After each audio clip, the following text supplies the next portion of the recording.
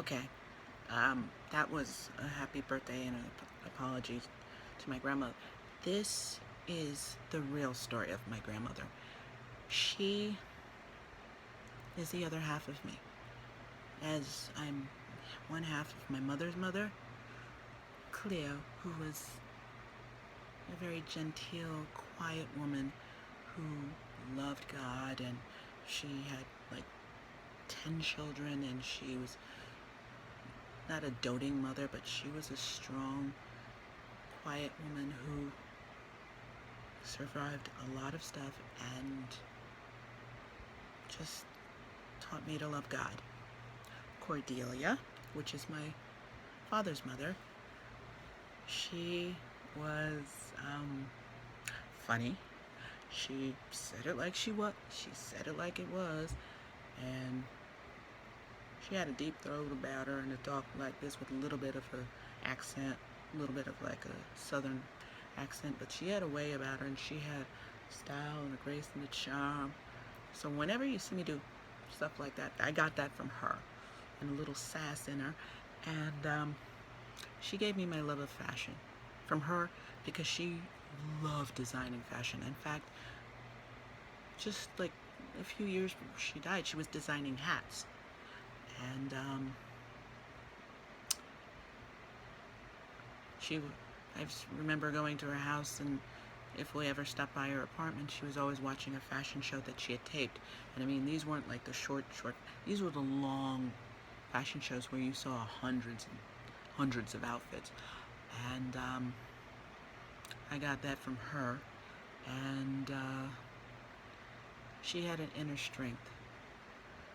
She said whatever she wanted to say, regardless if it was right or wrong, but she had the spirit and the gumption to say it. And it drove Dad crazy all the time, but I respected her strength. I respected her willingness to be that way, and don't piss her off. I mean, you don't piss any of my grandmothers off. You didn't piss them off, but you don't piss her off. And before she died, honestly, she made the best peach cobbler, and I expressed interest in learning how to do it, and she was about to teach me, but sadly, she basically died in her sleep. One day while she was getting ready to go for dialysis. And the thing about it was she knew, because she prepared.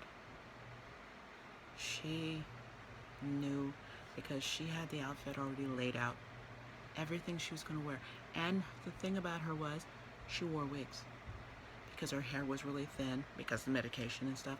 So she wore wigs. So I've gotten it from both my grandmothers. They did wear wigs.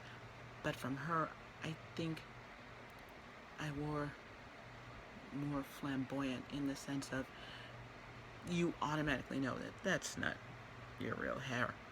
But it wasn't outrageous or ridiculous. But you knew, as opposed to my grandmother, Arthur, who, she very rarely wore wigs, but when she did, you kind of knew it was a wig.